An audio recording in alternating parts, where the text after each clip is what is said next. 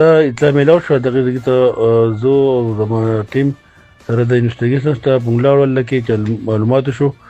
نو دا رحمت علي نوم یو کس دی چې دا د نشئی دی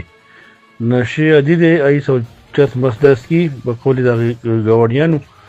نو د خپل خسر بس تکرار راغلی د خپل خزه په چړه باندې لاله کړی دا او چړه هم بیا ګیل کړی د کډر دغه ته ګیل کړو خو چړته مونږه راوغسته واشروم په واشروم کې پټه خو دی دغه نم راوغستله دغه چړه باندې لاله کړی د خپل خزه او تختیدل د متعلق مونږ ټول چې پوسټونو ته اطلاعګانی کړی دي